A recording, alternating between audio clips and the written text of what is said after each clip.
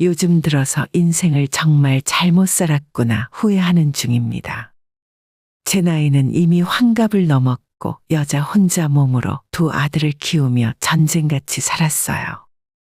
쉬는 날도 없이 일주일에 7일을 꼬박 일을 하면서 항상 다른 분들의 사연을 재미있게 들었어요.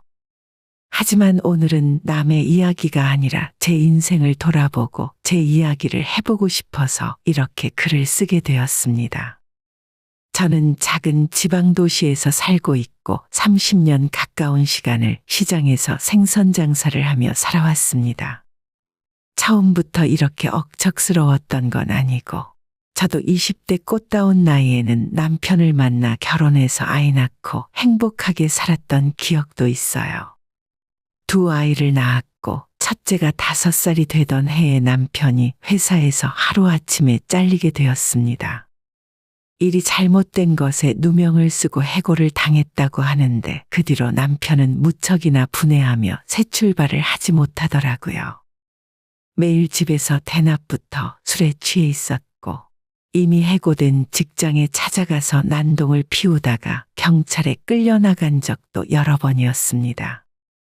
저는 남편에게 몇 번이고 이젠 그냥 잊고 다른 일을 해보라고 이야기를 해봤지만 제가 하는 말이 귀에 들리지 않았나 봐요.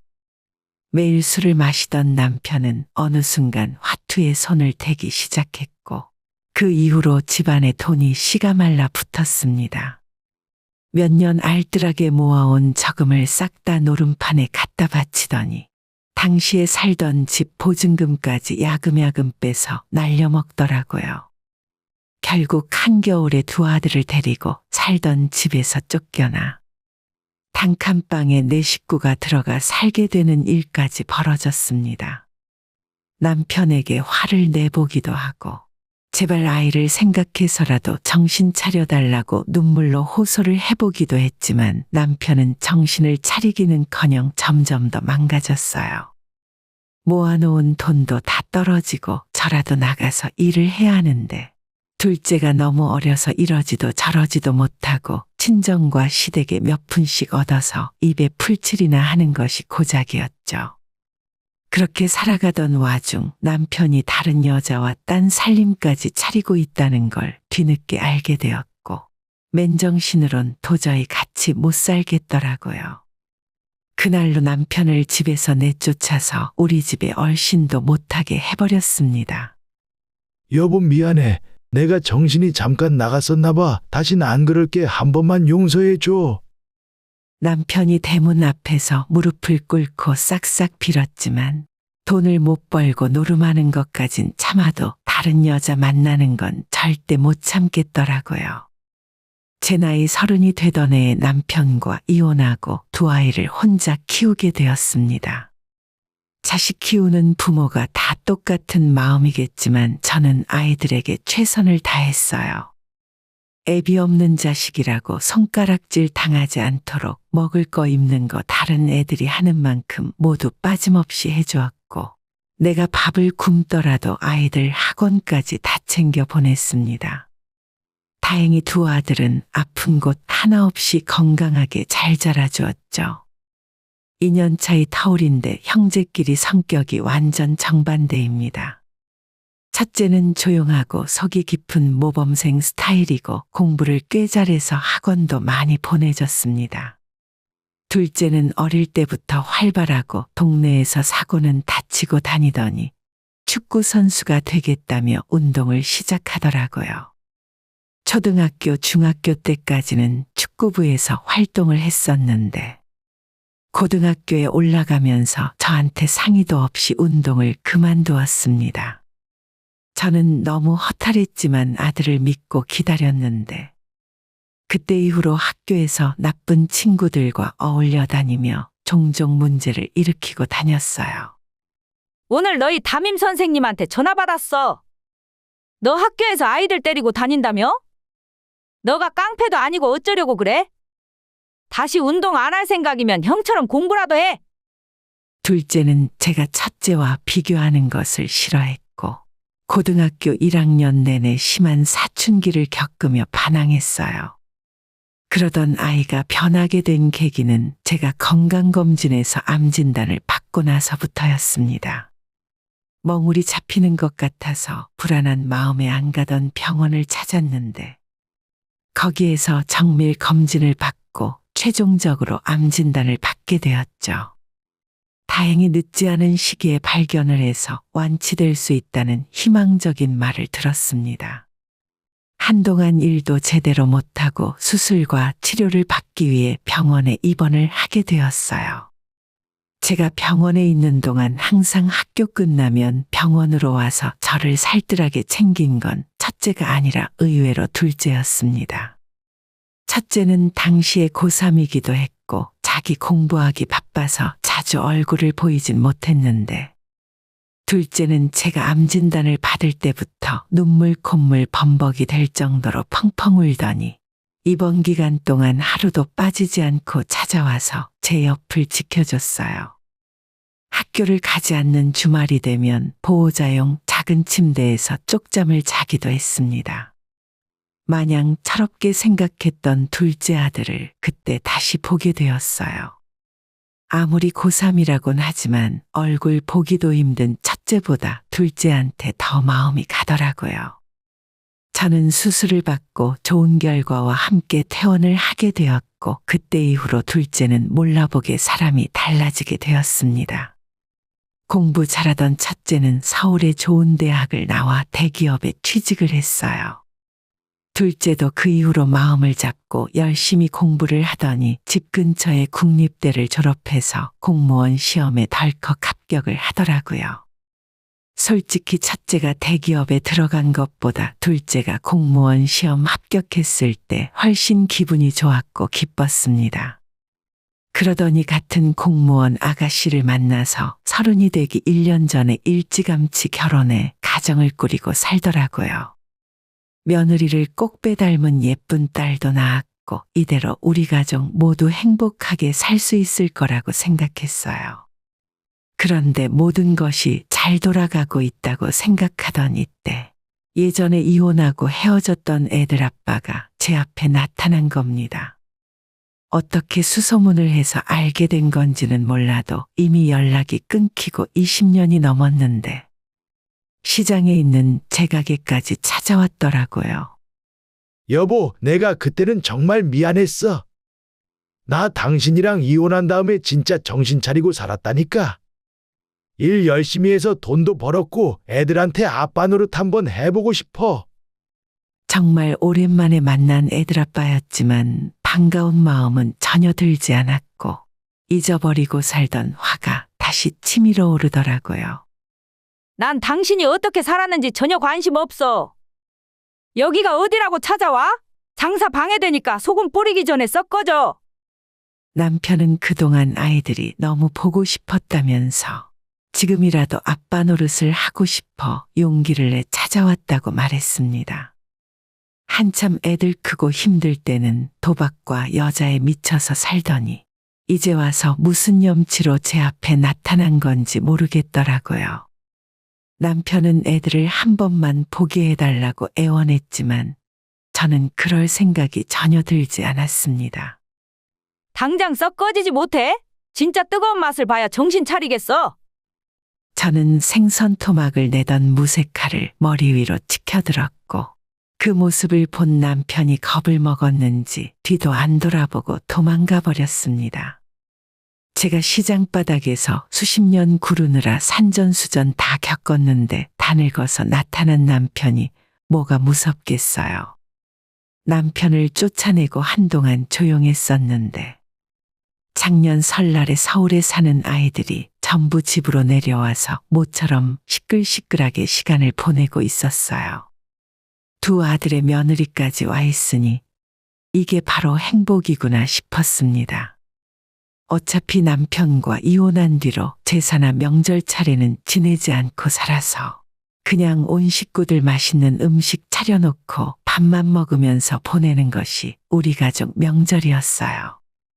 다 같이 늦은 아침을 먹고 있는데 현관 밖에서 누가 저희 집 초인종을 누르더군요. 인터폰이 고장나서 밖이 보이지 않았기 때문에 그 큰아들이 현관 밖으로 나갔습니다. 누구지? 우리 집에 정초부터 찾아올 사람이 있나? 아들이 나가는 뒷모습을 보다가 그때 저는 머릿속에 스쳐 지나가는 얼굴이 하나 있었어요. 설마 하는 생각이 들었지만 잠시 후 현관문을 열어본 아들이 그대로 아무 말 없이 굳어 있었어요. 아버지? 첫째가 초등학교 들어가기도 전에 남편이 집을 나갔는데 아들은 20년 넘는 시간이 지났는데도 바로 자기 아빠를 알아보더라고요. 그래, 아빠다. 너희들이 정말 보고 싶었다. 저는 밥 먹던 숟가락도 집어던지고 현관으로 뛰어나갔습니다. 당신이 여기가 어디라고 찾아와? 집은 또 어떻게 알아냈어? 대체 무슨 자격으로 이제 와서 애들 앞에 나타나는 건데? 제가 멱살을 잡고 소리를 질렀더니 남편은 저와 아이들 앞에 무릎을 꿇고 잘못했다며 싹싹 빌기 시작했죠. 애들 엄마, 나 한 번만 용서해 줘. 당신이랑 애들한테 사과하고 싶어서 시장 바닥 사람들한테 하나하나 집 주소 다 물어보고 다녔어. 첫째는 이때까지도 아무런 말이 없었는데 둘째가 나서서 화를 내더라고요. 무릎 꿇고 있는 자기 아빠를 현관 밖으로 밀어내면서 여길 왜 찾아왔냐고 하는 겁니다. 아저씨, 다시는 우리 엄마 집에 얼쩡대지 마세요. 정초부터 재수가 없으려니까. 둘째의 말에 남편이 예전에는 자기가 미안했다고 이제라도 애비 노릇을 하고 싶어 찾아왔다며 손을 잡으려 하더라고요. 나는 당신 같은 부모 둔 적 없으니까 어른 대우해줄 때 조용히 가세요. 꺼지라고, 이 개차반 같은 인간아.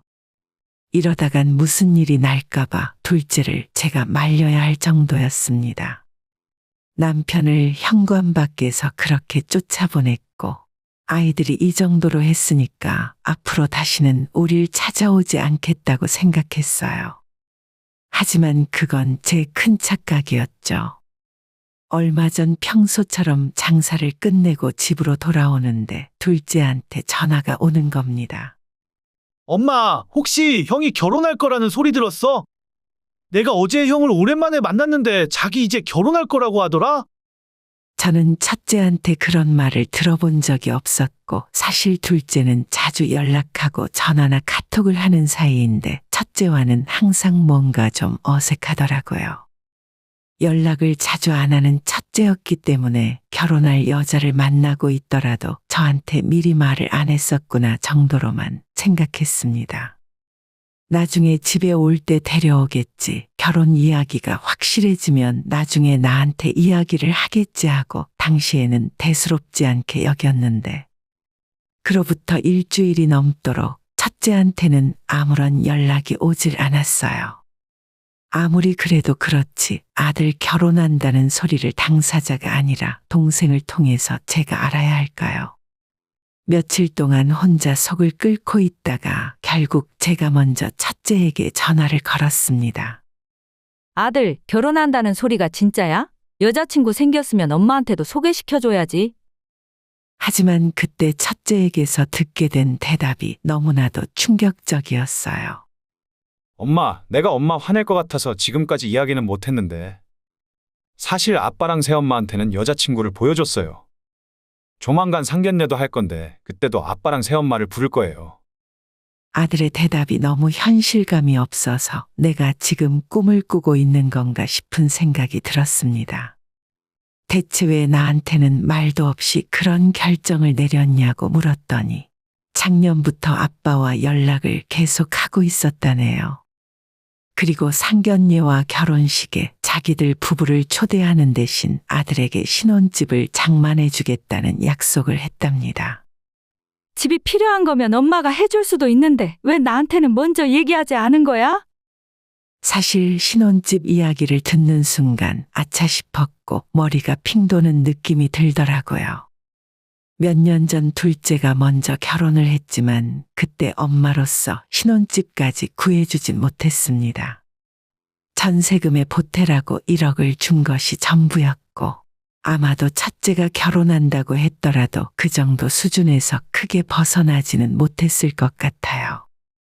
서울이나 최소 경기도의 집값이 얼마나 비싼지 어렴풋이 알기 때문에 신혼집을 사준다는 말에 첫째가 아빠한테만 연락을 한 것도 이해 못할 상황은 아니었습니다. 사실 여자친구네 집안이 좀 잘 사는 편이에요. 처음에 인사드리러 갔을 때 결혼하고 싶으면 적어도 신혼집은 장만해 와야 한다더라고요. 엄마는 그럴 능력도 없고 사실 상견례 할 때 엄마가 시장에서 생선 판다고 말을 하면 그쪽에서 반대할 것 같아서 숨겼어요. 제가 지금까지 억척스럽다는 소리 들으면서 장사를 했고 그렇게 번 돈으로 두 아들 대학까지 다 뒷바라지하며 키웠는데 이런 소리를 들으니 하늘이 무너지는 기분이었어요. 아들한테 뭐라고 화를 내고 싶은데 가만 생각해보니 틀린 말이 하나도 없어서 뭐라 하지도 못하겠더라고요. 엄마만 모른 척 해주면 내가 아빠한테 신혼집도 받을 수 있고 그쪽에서도 결혼하는데 아무런 문제 삼지 않을 거예요. 나중에 언젠가는 사실대로 말할 테니까 지금은 모른 척 해주세요. 그러니까 첫째가 하는 말은 저보고 상견례에도 올 생각하지 말고 심지어 결혼식에도 혼주석에 앉지 말고 가족이 아닌 척 하라는 소리였죠.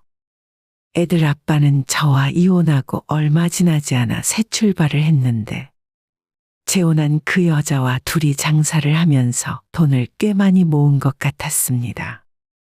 첫째 전화를 끊고 혼자 가만히 앉아서 생각해봐도 역시나 아들이 하는 소리가 틀린 말이 하나도 없었어요. 결혼한다는 여자 쪽 집안에서 신혼집을 사오길 원하고 저는 그걸 해줄 능력이 없었으니까요. 지금 제가 사는 집을 팔고 심지어 시장의 가게까지 다 정리를 해서 재산을 탈탈 털어도 서울의 아파트는커녕 25평 전세금도 해줄 수 없을 거예요. 첫째 말대로 나만 이 결혼해서 입 다물고 모르는 척 하고 있으면 모든 사람이 다 행복해질 수 있으니까 자식을 위해서 내가 그 정도도 못하겠나 하고 편하게 마음을 먹자고 다짐했죠. 하지만 그런 생각과는 다르게 다음 날부터 일을 하러 나가기도 싫어졌고 하루 종일 이불 덮고 누워있게 되었습니다. 더 이상 열심히 살아야 하는 이유도 없는데 그냥 이대로 눈을 감고 내가 세상에서 사라졌으면 좋겠다는 생각까지 하는 지경이었어요. 이틀 동안 가게 문도 안 열고 누워만 있었는데 그때 둘째한테 전화가 왔습니다. 엄마, 형한테 다 들었어. 형이 엄마 보고 상견례도 결혼식에도 오지 말라 했다면서? 그 자식 진짜 머리가 어떻게 됐나? 앞으로 그놈은 나한테 형도 아니야. 둘째는 분이 풀리지 않았는지 저한테 첫째 결혼식에 찾아가서 깽판을 놓자고 할 정도였지만 저는 그냥 그러지 말라고 말렸어요. 나는 나중에 결혼식에도 갈 생각 없고 첫째는 없다고 생각할 테니까 그냥 너도 앞으로 형을 안 보고 살지언정 결혼한다는데 회방 놓을 생각은 말라고 했습니다. 당연히 첫째 아들이 괘씸하지 않은 건 아니에요. 저 몰래 남편과 연락하고 지낸 것도 너무 화가 나는 부분이고 그 이유가 돈 때문인 것도 솔직히 너무 실망스러운 부분이었죠. 하지만 제가 집을 해주지 못하는 상황에서 자기 아빠가 해줄 수 있다고 하는데 이런 선택을 하게 된 아들을 이해해줘야 부모라고 생각했어요. 그것과는 별개로 앞으로 첫째 얼굴을 다신 보고 싶지 않았습니다. 아들이 먼저 제게서 등을 돌렸으니 저도 이젠 미련을 버리고 포기해야죠. 둘째를 먼저 장가 보낼 때 언젠가는 첫째도 결혼시키고 두 아들들이 며느리들과 손주들까지 데려와서 시끌벅적한 집이 되기를 바랬었지만 이제 그런 기대는 할 수 없겠구나 생각했습니다. 내가 자식을 잘못 키웠고 그 결과가 이렇게 된 거니까 받아들여야죠. 다음 날 첫째에게 도저히 전화로는 이야기할 용기가 나질 않아서 장문에 카톡을 하나 남겼어요. 너가 하고 싶은 대로 하고 대신 앞으로 나는 너를 아들이라 생각 안 할 테니까 남들한테 소개하기 창피한 엄마와는 인연 끊고 살라고 했습니다. 그래도 혹시나 하는 기대의 아들이 그 문자를 보고 전화해서 자기가 잘못했다고 용서를 빌 줄 알았는데 10분도 안 되어 자기를 이해해줘서 고맙다는 짧은 답장이 오더라고요.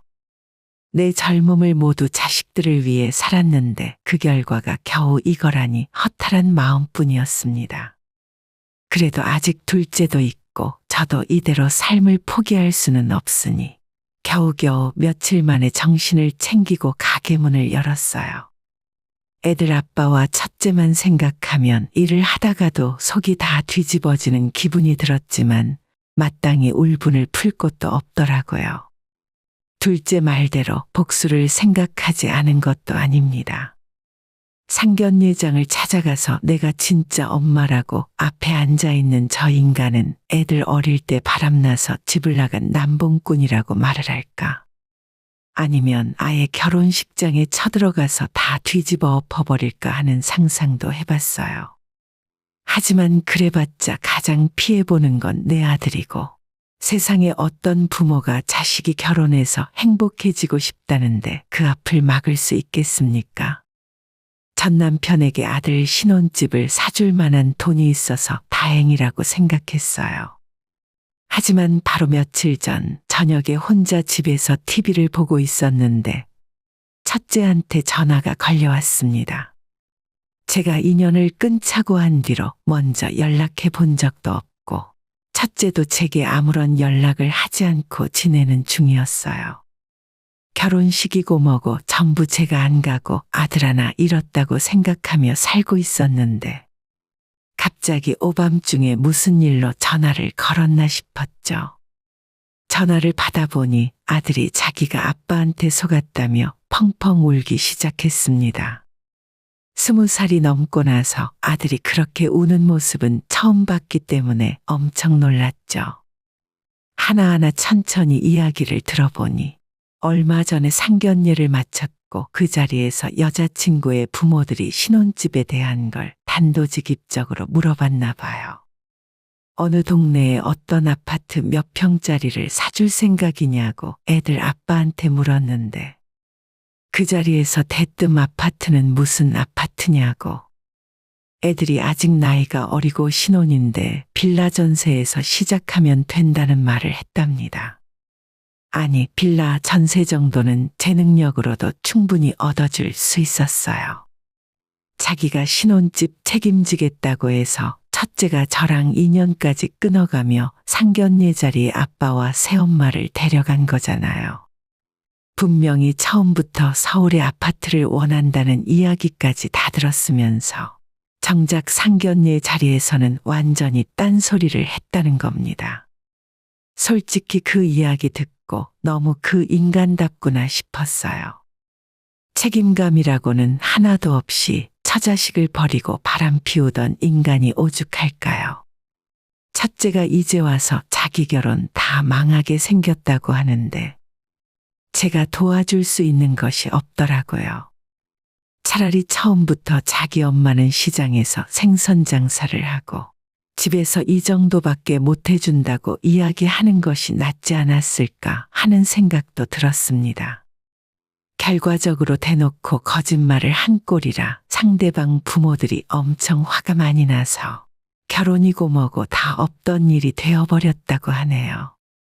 아들이 울고불고 힘들어하는 모습을 보니 마음이 좀 안쓰러웠지만 사실 그런 결혼은 처음부터 잘못된 게 아닐까요? 아들에게 더 이상 뭐라고 해줄 말이 없어서 앞으로 힘내라고 한마디 해주고 전화를 끊었습니다. 첫째는 결국 사귀던 여자와도 헤어지게 됐다는데 그냥 좀 안쓰러운 마음이네요. 자기 아빠가 개털인 걸 알고 나서 최근에는 다시 저한테 연락을 자주 하더라고요.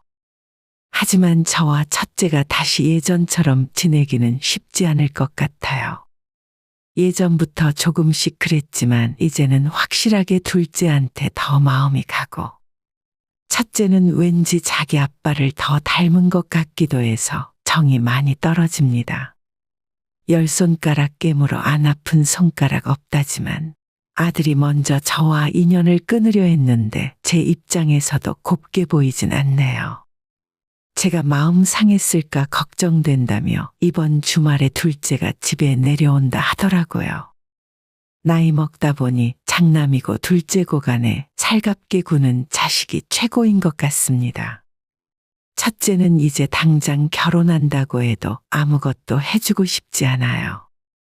아무리 그래도 배 아파 낳은 내 자식인데 이렇게 정이 떨어지고 포기하게 될 줄은 몰랐습니다. 그나마 둘째라도 잘 키워서 다행이라고 생각해야겠네요. 오늘의 영상은 여기까지입니다.